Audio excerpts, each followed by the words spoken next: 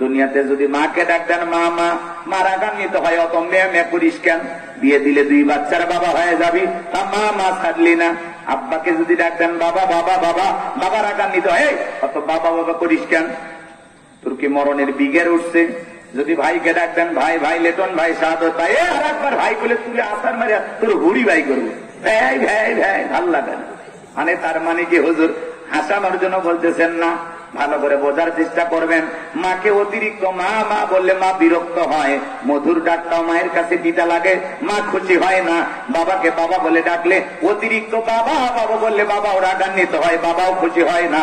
ভাইকে ডাক দিলে ভাইও রাগান্বিত হয়। কিন্তু এমন এক সৃষ্টিকর্তা, এমন এক স্রষ্টা, এমন এক আল্লাহ পেয়েছি, কোটি কোটি বার ডাক দিল বিরক্ত হন না যিনি, তিনি কে? যত ডাকবেন বেশি তত আপনার আমার মর্যাদা বাড়বে বেশি। কথা কোন ঠিক কিনা? তাহলে সবসময় জিকির হবে কার? রাগ করেছেন মনে হয়? এ ভাইজান, কেন আল্লাহর প্রশংসা আদায় করবেন না? এই জন্য আল্লাহ তাআলা বলেন ইন্নাল ইনসানা লিরাব্বিহি লাকানুদ, মানুষ বড় কৃতজ্ঞ। আল্লাহর এত নিয়ামত খাই, তারপরে আমরা কৃতজ্ঞতা আদায় করি না। এই জন্য আল্লাহ বলেন মানুষ বড় কৃতজ্ঞ, অস্বীকারী। ডাইরেক্ট বাংলা কথায় যাকে বলা হয় নিমক হারাম। আল্লাহর এত নিয়ামত খাই, কথা বলে দেখান তো তারা। লিল্লাহে তাকবীর, লিল্লাহে তাকবীর। আল কোরআনের আলো, আল হাদিসের আলো, দুনিয়ার মুসলিম। আমার নেতা তোমার নেতা, আমার নেতা তোমার নেতা। লিল্লাহে তাকবীর, আল কোরআনের আলো, আল হাদিসের আলো, দুর্নীতির আলো। বন্ধ করো, বন্ধ করো। হাতের নাড়া দেন তো। মাশাআল্লাহ, মারহাবা। আস্তে, কারণ আগে জানো না লাগে হাত নামা। অনেকে ঝোঁকে তালে বলে ফেলেছেন দুর্নীতির আলো ঘরে ঘরে জালো। বাংলাদেশে দুর্নীতি দমন কমিশন আছে না নাই? এরপরে দুর্নীতি কমেছে নাকি ডিজিটাল কায়দায় বেড়েই চলেছে। দিন যত বাড়াচ্ছে দুর্নীতির পাল্লা তত ভারী হচ্ছে। কথা বলেন ঠিক কিনা? আমরা চাই আমাদের প্রিয় মাতৃভূমি বাংলাদেশ দুর্নীতি মুক্ত আল্লাহ কবুল করুন, চিল্লা বলেন আমিন। আমরা চাই আমাদের বাংলাদেশ মাদক মুক্ত আল্লাহ কবুল করুন, চিল্লা বলেন আমিন। আমরা চাই আমাদের বাংলাদেশ যৌতুক মুক্ত আল্লাহ কবুল করুন, চিল্লা বলেন আমিন। সম্মানিত ভাইরা আমার, ভূমিকা লম্বা কথা নয়, সরাসরি মূল আলোচনায় প্রবেশ করতে চাই।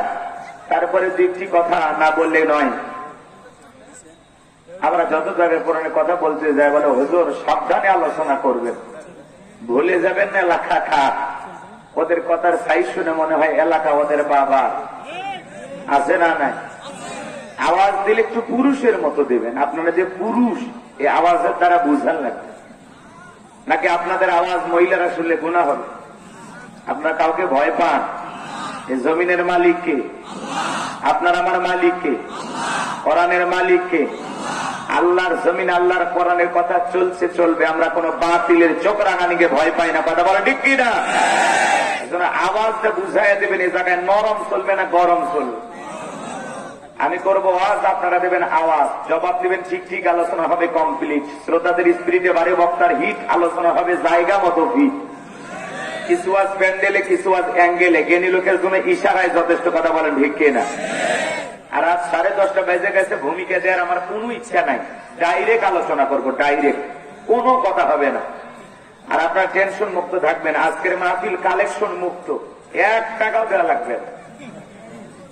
খালি শুনবেন, খালি শুনবেন আর নিয়ে যাবেন। পারবেন তো ইনশাল্লাহ? যে মুকুল চেয়ারম্যান আপনারা চেনেন তো, ওনারা সহ যুবকেরা সহ ক্লান্ত পরিশ্রম করে আজকের মাহফিল সাজাইছে এবং আমাকে বলেছে হুজুর শুধু বয়ান করবেন। আজকে আমি আমার এই দাওয়াত নিয়েছি। আপনারা জানেন উত্তরবঙ্গের সুনামধন্য একটি দ্বীনি প্রতিষ্ঠান জামিল মাদ্রাসা, তার সিনিয়র মুহাদ্দিস, আমার মাথার তাজ, আমার প্রিয় মানুষ হযরত মাওলানা শহীদুল ইসলাম ভুট্টো হুজুর, ওনার দাওয়াত, এই জন্য আমি আসছি। উনি আমাকে বলেছেন বাবা আমার এলাকা, তুমি যাও একটু আলোচনা করে আসো। ভুট্টো হুজুর অসুস্থ, তার জন্য আপনারা দিল থেকে দোয়া করবেন, আল্লাহ পাক যেন তাকে শেফায়ে কামেলা আজেলা দান করেন। জোরে বলুন আমিন। নাম শুনছেন তো নাকি? বলেন এলাকার কম বেশি সবাই ওনাকে চেনে। অত্যন্ত একজন বিনয়ী এবং মিশুক এবং মিষ্টি ব্যবহারের মানুষ। দেশ বরণ্য বড় বড় আলেমদের সাথে তার গভীর সম্পর্ক। আমার প্রিয় তাদের জন্য আপনারা দোয়া করবেন, আল্লাহ পাক যেন হুজুরকে তাড়াতাড়ি সুস্থতার নিয়ামতে ধন্য করেন। জোরে বলেন আমি। বেশ কয়েক মাস ধরে উনি অসুস্থ, দোয়া করবেন। মাঝে মাঝে আমার মাদ্রাসায় উনি যায়, উনি আমার মুরব্বী। খুব ভালোভাবে আমাকে বলেছেন যে আমার এলাকার মানুষ অনেক ভালো, তুমি যাও কথা বলে শান্তি পাবো। আপনাদের অনেক সুনাম উনি করেছেন। এখন বৃক্ষ তোমার ফলে বড়ি সব।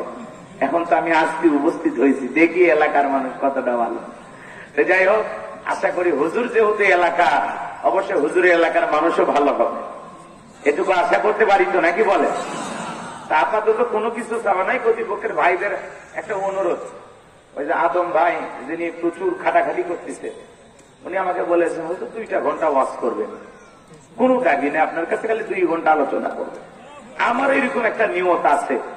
তো আপনারা কি আসলে 2 ঘন্টা থাকবেন নাকি 12টা পর্যন্ত?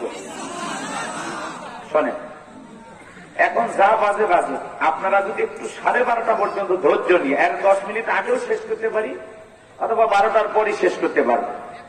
আপাতত 12:30 পর্যন্ত বা 12:15 পর্যন্ত কারা কারা থাকবেন না তারা হাত তোলেন। আপনি থাকবেন না? থাকবেন না? আচ্ছা, উনি না বুঝে তুলেছে, তাই না? আচ্ছা, মাহফিল যেহেতু কালেকশন মুক্ত, কোনো কথা বলবো না আমি। খালি আপনারা ওয়াদা দিলে ডাইরেক্ট আলোচনায় চলে যাব। 2 হাত তুলে একবার বলেন 12:30 পর্যন্ত কারা কারা থাকবেন, বলেন ইনশাআল্লাহ। একটু জোরে বলেন ইনশাআল্লাহ, আরেকটু জোরে বলেন ইনশাআল্লাহ। আল্লাহ কবুল করেন, জোরে বলেন আমিন। কোন ভয় নেই, এখন ডাইরেক্ট আলোচনা। আমি কথা বলবো আল্লাহর কোরআন থেকে। বলেন তো এই কোরআন থেকে যদি আলোচনা করি, বলেন তো বাজান লাভ না লস? এই কোরআনের মধ্যে কোনো ভুল আছে? কোন মিথ্যা আছে? কোন ধোঁকা আছে? থাকবে কি করে? কিতাবটি নাজিল করেছেন কে? আল্লাহ রাব্বুল আলামিন বলেন যালিকাল কিতাবু লা রাইবা ফীহি। আমার আল্লাহ তাআলা ডেকে বলেন এটি এমন একটি কিতাব, সেই কিতাবের মধ্যে কোনো সন্দেহ নাই, কোনো সংশয় নাই, কোনো মিথ্যা নাই, কোনো ধোঁকা নাই। There is no doubt. বলুন আল্লাহু আকবার। হুদাল লিল মুত্তাকিন। মুত্তাকি বান্দাদের জন্য গাইডলাইন হিসাবে, পথ প্রদর্শক হিসাবে আসমান থেকে কিতাবটি নাজিল করেছেন কে? এই কিতাবের আলোচনা শুনলে লাভ না লস? লাভটা কি আমার আল্লাহ জানায় দিলেন। وَإِذَا قُرِئَ الْقُرْآنُ فَاسْتَمِعُوا لَهُ وَأَنصِتُوا لَعَلَّكُمْ تُرْحَمُونَ। সূরা আরাফ আয়াত নাম্বার 204। আমার আল্লাহ রাব্বুল আলামিন জানায়া দিলেন, তোমাদের সামনে যখন কোরআন পাঠ করা হয়, কোরআনের আলোচনা করা হয়, চুপ করে কান লাগিয়ে মনোযোগ সহকারে কোরআনের কথাগুলো শ্রবণ করো। যারা চুপচাপ কোরআনুল কারীমের কথাগুলো শ্রবণ করবে, আমার আল্লাহ রাব্বুল আলামিন আসমান থেকে তাদের উপরে আল্লাহর রহমত বৃষ্টির মতো নাজিল করবেন। বলুন সুবহানাল্লাহ। 2টা মাইক হয় ওইদিকে ঘুরিয়ে দেন, আমার দিকে দিন না, কারণ আমার আওয়াজ পিছন থেকে দিলে ভাল লাগবে। দিলে একটু বাড়ি খাচ্ছে, মানে ডবল বক্তা। আমার কথা বলার আগে ওই কথাটা ওই জায়গায় চলে যাচ্ছে, এলোমেলো হবে। আমি কথা বলে শান্তি পাবো। পিছন থেকে দেন। এই যে ভাই, একবার পিছন থেকে কান বরাবর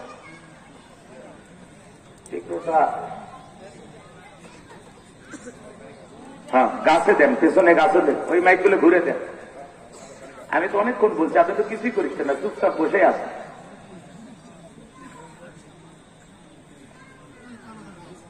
হ্যাঁ, আমার কানে আওয়াজ দিলে ভালো হবে, মানে আমার কথা আপনাদের কানে পৌঁছার আগে আমার শোনালে, তাহলে ওয়াজ করে আমি তৃপ্তি পাবো। এই আর কিচ্ছু না, আওয়াজ যা আছে চলবে, এখন মেনে নেওয়া লাগে।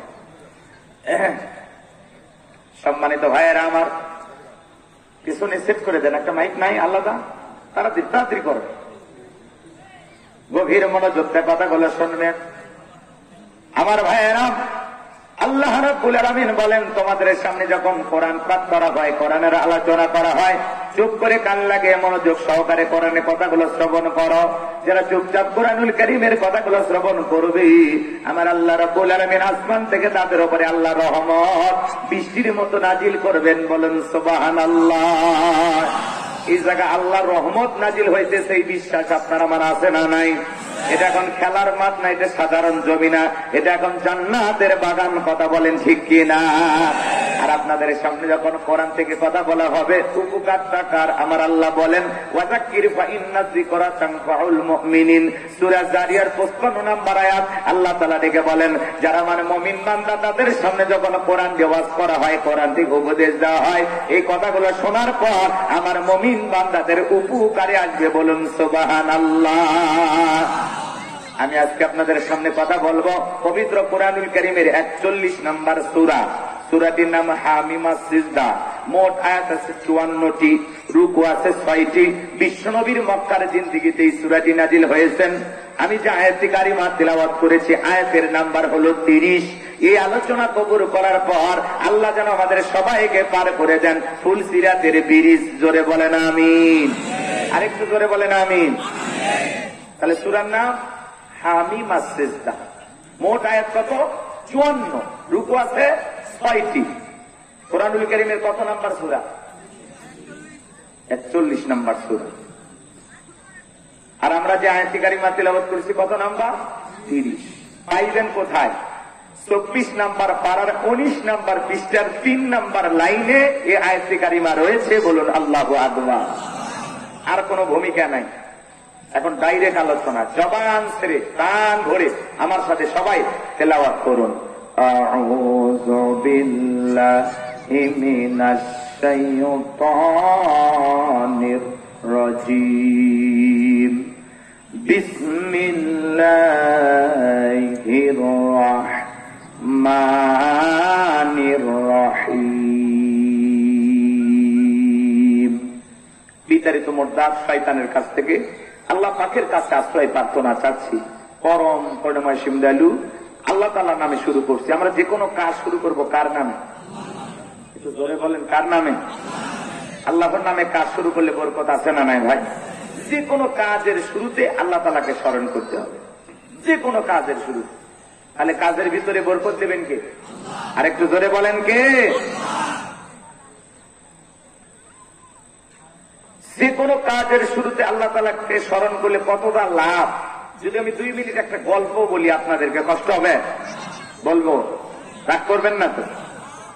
আল্লাহর এক বুজুর্গ গোলাম এক জায়গায় দ্বীনি মজলিসে কোরআন এবং সুন্নাহ থেকে কথা বলতেছে। ওই পাশ দেখছে হিন্দু নিয়ে হেঁটে যাচ্ছে, অমুসলিম।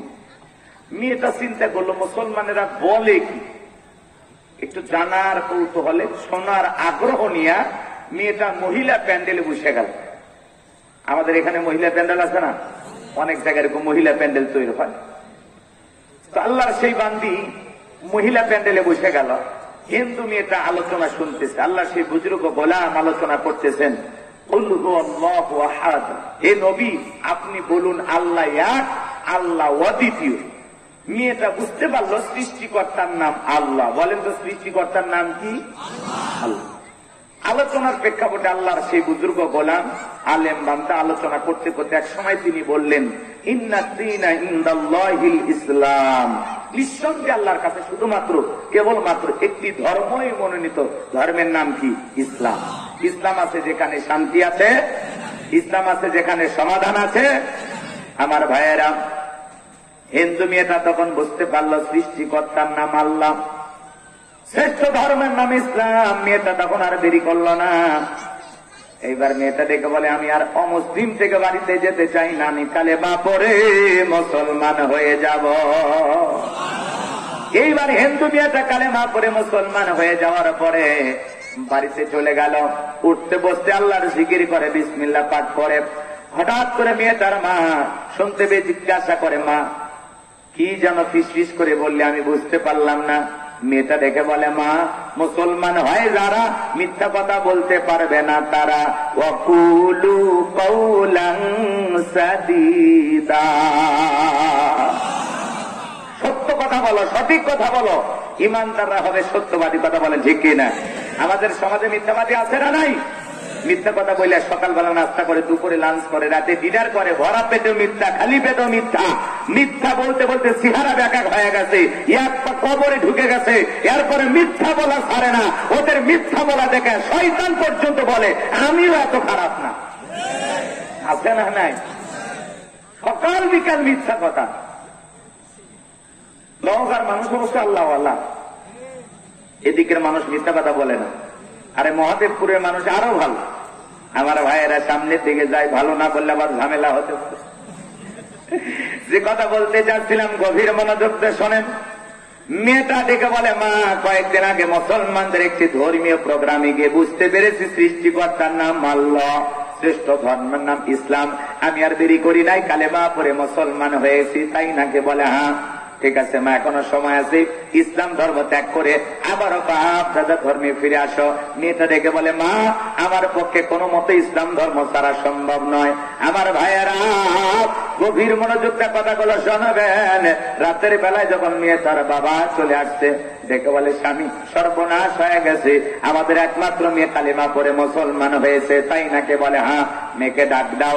জিজ্ঞাসা করে, মা এসব কি শুনছি, তুমি নাকি মুসলমান হয়েছ? মেয়েটা ডেকে বলে, হ্যাঁ বাবা, যা শুনেছেন সত্য, আমি কালেমা পড়ে মুসলমান হয়েছি।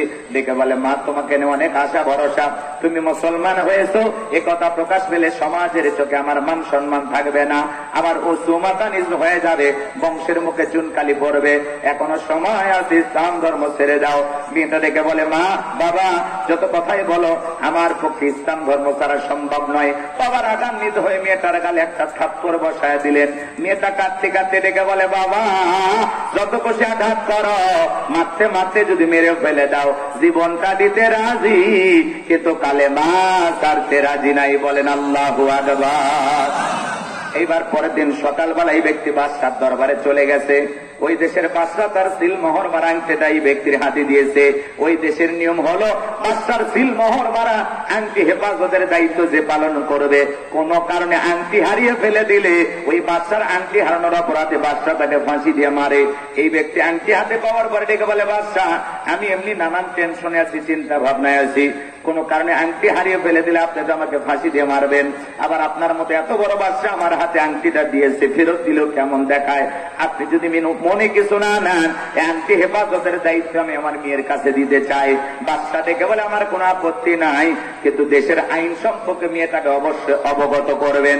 এইবার বাড়িতে যাওয়ার পরে এই ব্যক্তি আংটিটা যখন মেয়েটার হাতে দিয়েছে, ডেকে বলে, মা এটা বাদশার সিলমোহর বার আংটি, খবরদার তুমি যেন হারিয়ে না ফেলো। হারিয়ে ফেললে বাদশার সিলমোহর বার আংটি হারানোর অপরাধে বাদশা তোমাকে ফাঁসি দিয়ে মারবে, আমি বাবা হয়েও তোমাকে বাঁচাতে পারবো না। এইবার মেয়েটা বিসমিল্লাহির রহমানির রহিম বইলা জামার পকেটে আংটিটা রেখে দিল। বাবা কৌশলে রাতের বেলা নিয়ে যখন ঘুমের মধ্যে চলে গেছে, জামার পকেট থেকে আংটিটা চুরি করে নিয়ে যায়। বাড়ির পাশে নদী ছিল, নদীর ভিতরে ছুঁড়ে মারছে, আর মনে মনে ভাবতেছে, মেয়েরে এইবার বাদশার সিলমোহর বার আংটিটা নদীর ভিতরে ফেলাইয়া দিলাম, তুমি বাদশার সিলমোহর বার আংটি হারানোর অপরাধে বাদশা তোমাকে ফাঁসি দিয়ে মারবে। তুমি মুসলমান হয়েছো, এ কথা প্রকাশও পেল না, সমাজের মানুষের চোখে আমাকে ছোট হতে হলো না। বাবা হয়ে আপন মেয়ের বিরুদ্ধে এই গভীর ষড়যন্ত্র করলেন, কারণ একটাই, বাবা বেঈমান, মেয়েটা হলো ইমানদার। ইসলাম মানতে গেলে আপন বাবা সন্তানের বিরুদ্ধে অবস্থান নাই। কথা বলেন ঠিক কিনা? মুসলিম জাতির পিতা ইব্রাহিম আলাইহিস সালাম যখন ডেকে বলে, বাবা যেই দেবতা শোনে না, চোখে দেখে না, চোখে দেখে না, শোনে না, না পারে আপনাদের উপকার করতে, না পারে আমাদের উপকার করতে, নাকের ডোকায় মাছি পড়লে তাড়ানোর শক্তি নাই, ও বাবা এগুলো দেবতার আর পূজা করো না, এক আল্লাহর ইবাদত করো, এক আল্লাহর ইবাদত করো। আদর ঠাকুর ডেকে বলে, ইব্রাহিম তোমার এত বড় সাহস, তুমি আমার দেবতার বিরুদ্ধে কথা বলো, আজ থেকে তোমার বাড়ি আমার বাড়িতে জায়গা হবে না, আজ থেকে তুমি আমার বাড়িতে থাকতে পারবে না, আমার চোখের সামনে থেকে দূর হয়ে চলে যাও। তাওহীদের দাওয়াত দেওয়ার কারণে, আল্লাহর পথে দাওয়াত দেওয়ার কারণে আপন বাবা ও সন্তানকে ঘর ছাড়া করেছিল। কথা বলেন ঠিক কি না? আমার ভাইয়েরা গভীর মনোযোগটা শুনবেন, আমি গুনাহগার যে কথা আপনাদেরকে বলতে চাচ্ছিলাম। এইবার আপন বাবা মেয়ের বিরুদ্ধে গভীর ষড়যন্ত্র করলেন, আংটিটা নদীর ভিতরে ছুঁড়ে মারছেন। আমার ভাইয়েরা এইবার মেয়েটার ভাগ্যের পরিণতি কি হয় আপনারা কি একটু শুনবেন? কারা কারা শুনবেন? দুই হাত তুলে দেখান। লিল্লাহে তাকবীর, লিল্লাহে তাকবীর। আজকেও তাম পৃথিবীতে মুসলমানদের বিরুদ্ধে ষড়যন্ত্র আছে না নাই? তাম পৃথিবীর জালেমেরা ঐক্যবদ্ধ হয়েছে ইসলাম আর মুসলমানকে বিদায় করে দেওয়ার জন্য। কিন্তু মনে রাখবেন বাজান গো আমার, জালেমদের জুলুম যত বাড়বে মুসলমানদের বিজয় তত নিকটে। কথা বলেন ঠিক কিনা? ভয় পাওয়ার কোনো কারণ নাই। আধারে ভয় পেও না, আলো আছে আড়ালে, কালো সব পালিয়ে যাবে তুমি উঠে দাঁড়ালে। আধারে ভয় পেও না, আলো আছে আড়ালে, কালো সব পালিয়ে যাবে তুমি উঠে দাঁড়ালে। নাস্তিকেরা পালিয়ে যাবে, আমরা উঠে দাঁড়ালে। কথা বলে ঠিক কিনা? একটু হুঙ্কার দেওয়া লাগবে, একটু আওয়াজ দেওয়া লাগবে, তাহলে বাতিলেরা কাঁদবে। চুপচাপ থাকলে ওরা ঘাড়ে চেপে বসে থাকবে। কথাকে বোঝা যায়? কষ্ট হচ্ছে আপনাদের? তাহলে একটু জবান ছেড়ে সবাই পড়ুন। আল্লাহ রাব্বুল আলামিন বলেন, ইন্নাল্লাযীনা ক্বালু রাব্বুনাল্লাহু সুম্মা ইসতাকামু তাতানাজ্জালু আলাইহিমুল মালাইকাতু আল্লা তাখাফু ওয়া লা তাহজানু ওয়া আবশিরু বিল জান্নাতিল্লাতী কুনতুম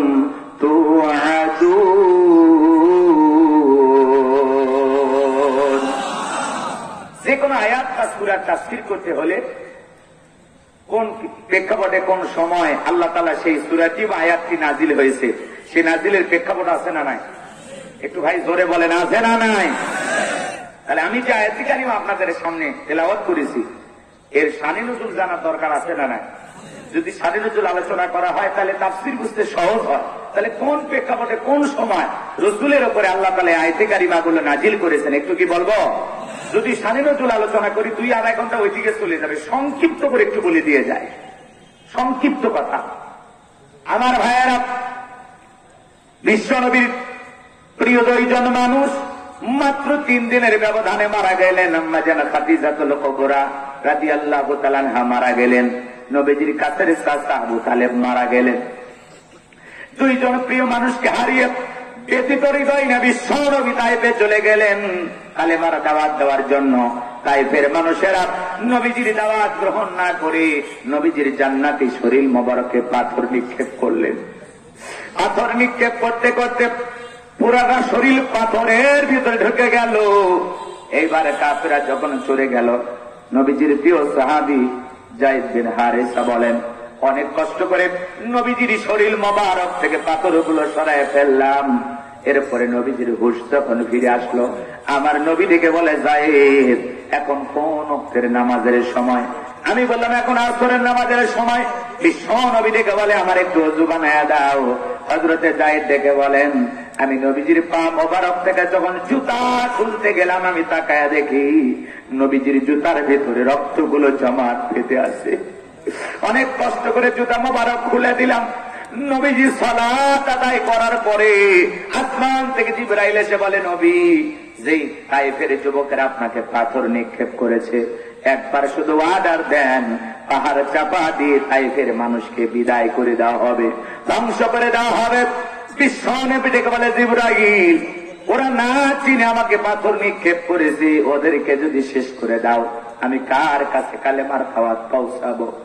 আমি তায়েফের মানুষদেরকে মাফ করে দিয়েছি, তুমি আমার আল্লাহকে জানায়া দাও, আমার আল্লাহ যেন তায়েফের মানুষকে মাফ করে দেয়। কেমন দয়ালু নবী পাইছি! বিশ্ব নবী তায়েফ থেকে যখন মক্কা নগরীতে চলে আসলেন, 1 দিন 2 দিন নয়, 19 দিন পর্যন্ত আসমান থেকে নতুন কোন আয়াতে কারিমা নাযিল হয় না। জিবরাইল আসে না, নবীজিকে নতুন কোন আয়াত বা সূরা পাঠ করে শোনায় না। কাফেররা সমালোচনা শুরু করে দিল, ও নবীর সাহাবীরা, কি ব্যাপার, তোমাদের নবী তো নতুন কোন আয়াত নতুন কোন সূরা পাঠ করে আমাদেরকে শোনায় না, নাকি তার উপরে যে জিন ভর করেছিল সেই জিনটা বিদায় নিয়েছে? জোরে কর নাউযুবিল্লাহ। তারা বলতে লাগলো, ও নবীর সাহাবীরা, নাকি নবীর আল্লাহ তাকে ভুলে গেছেন? জোরে বলেন নাউযুবিল্লাহ। এইভাবে যখন কাফেররা সমালোচনা শুরু করে দিল, 19 দিন পরে জিবরাইলের মাধ্যমে আমার আল্লাহ রাব্বুল আলামিন নবীজির উপরে পাওয়ারফুল আয়াতে কারিমাগুলো নাযিল করলেন। চিৎকার মেরে বলুন আল্লাহু আকবার। আমার আল্লাহ রাব্বুল আলামিন বলেন, ইন্নাল্লাযীনা ক্বালু রাব্বুনাল্লাহ। ইন্নাল্লাযীনা ক্বালু রাব্বুনাল্লাহ, নিশ্চয়ই যারা বলে আমি তাদের রব, সুম্মা ইসতাকামু, এই কথার উপরে যারা ইস্তেকামাত থাকে, অবিচল অটল থাকে, তাতানাজ্জালু আলাইহিমুল মালায়েকা, আসমান থেকে তাদের উপরে ফেরেশতা নাযিল হয়। ফেরেশতা আসে 3 সময়। জোরে বলেন কয় সময়? একটু জোরে বলেন কয় সময়? ফেরেশতা এসে বলে আল্লাহ তাখাফু, ভয় পেও না, ওয়ালা তাহজানু, চিন্তা করো না, ওয়া আবশিরু বিল জান্নাতিল্লাতী কুনতুম তুআদুন, তোমাদের যে জান্নাতের প্রতিশ্রুতি দেওয়া হয়েছিল সেই জান্নাত পেয়ে তোমরা আনন্দিত হও। বলুন সুবহানাল্লাহ। এটা হলো আয়াতের সরল অনুবাদ। এইবার চলেন আমরা একটু তাফসীরে যাই। কষ্ট হচ্ছে আপনাদের কথা? এই খালামণিরা চুপচাপ থাকো, তোমরা কথা বলো না, চাইতে যাও।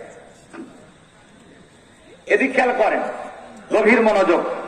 আল্লাহ রাব্বুল আলামিন আয়াতের শুরুতে কি বললেন? ইন্নাল্লাযীনা ক্বালু রাব্বুনাল্লাহ, নিশ্চয়ই যারা বলে আমি তাদের রব, সুম্মা ইসতাকামু, এই কথার উপরে যারা ইস্তেকামাত থাকে, অবিচল অটল থাকে, দৃঢ় থাকে যে আল্লাহ আমার রব, এই কথার উপরে যারা টিকে থাকতে চায়, তাদের উপরে নানামুখী বাধা, নির্যাতন, জুলুম আসবে কিনা? আচ্ছা নওগাঁর মানুষ বলেন তো, রাস্তার 2 ধার দিয়ে আপনারা কি গাছ লাগান? কথা কয় না ভাই, ঘুমাইছেন? রাস্তার 2 ধার দেখে আপনারা গাছ লাগান?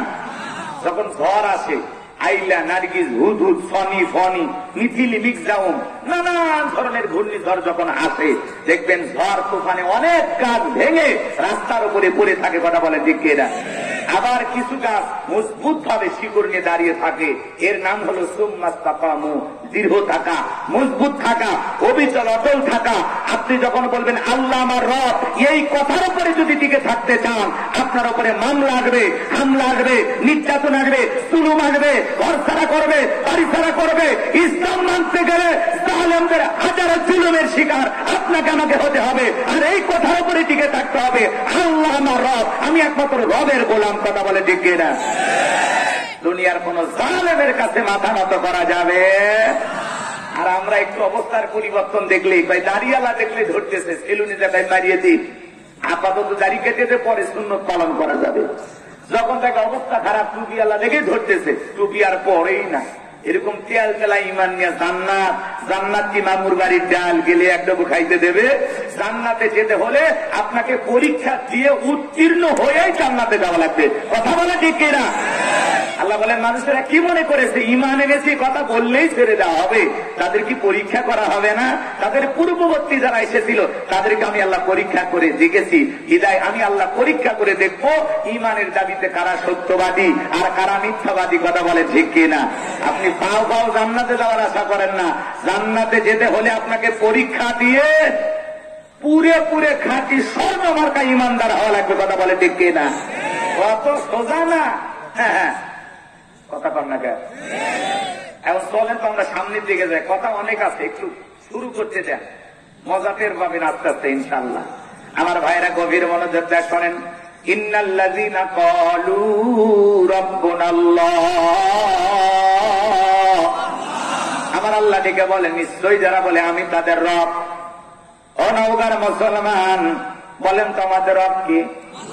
ডান হাতটা তুলে শাহাদত আঙ্গুলে দ্বারা ইশারা করে আসমানের দিকে ইশারা করে চিৎকার মেরে ডেকে বলেন তো আমাদের রব কি? আরেকটু জোরে ডাক দেন আল্লাহ। সবটুকু আবেগ ভালোবাসা নিয়ে বলেন আল্লাহ। আরেকটু জোরে বলেন আল্লাহ। এই যে আল্লাহ আল্লাহ বলে ডাক দিলাম, আমাদের আল্লাহ খুশি না বেজার? দুনিয়াতে যদি মাকে ডাক দেন মা মা, মার আগান্বিত হয়, অত মেয়ে মেয়ে করিস কেন? বিয়ে দিলে 2 বাচ্চার বাবা হয়ে যাবি, তা মা মা ছাড়লি না। আব্বাকে যদি ডাক দেন বাবা বাবা বাবা, বাবার আগান্বিত হয়, অত বাবা বাবা করিস কেন? তোর কি মরণের বিঘের উঠছে? যদি ভাইকে ডাক দেন ভাই ভাই, লেটন ভাই, শাহাদত ভাই, আর একবার ভাই বলে তুলে আসার মারিয়া তোর হুড়ি ভাই করবো, ভাই ভাই ভাই, ভাল লাগে না। মানে তার মানে কি হুজুর হাসানোর জন্য বলতেছেন না? ভালো করে বোঝার চেষ্টা করবেন। মাকে অতিরিক্ত মা মা বললে মা বিরক্ত হয়, মধুর ডাকটাও মায়ের কাছে দিতে লাগে, মা খুশি হয় না। বাবাকে বাবা বলে ডাকলে অতিরিক্ত বাবা বাবা বললে বাবাও রাগান্বিত হয়, বাবাও খুশি হয় না। ভাইকে ডাক দিলে ভাইও রাগান্বিত হয়। কিন্তু এমন এক সৃষ্টিকর্তা, এমন এক স্রষ্টা, এমন এক আল্লাহ পেয়েছি, কোটি কোটি বার ডাক দিল বিরক্ত হন না যিনি, তিনি কে? যত ডাকবেন বেশি তত আপনার আমার মর্যাদা বাড়বে বেশি। কথা কোন ঠিক কিনা? তাহলে সবসময় জিকির হবে কার? রাগ করেছেন মনে হয়? এ ভাইজান, কেন আল্লাহর প্রশংসা আদায় করবেন না? এই জন্য আল্লাহ তাআলা বলেন ইন্নাল ইনসানা লিরাব্বিহি লাকানুদ, মানুষ বড় অকৃতজ্ঞ। আল্লাহর এত নিয়ামত খাই, তারপরে আমরা কৃতজ্ঞতা আদায় করি না। এই জন্য আল্লাহ বলেন মানুষ বড় অকৃতজ্ঞ, অস্বীকারী। ডাইরেক্ট বাংলা কথায় যাকে বলা হয় নিমক হারাম। আল্লাহর এত নিয়ামত খাই, কথা বলে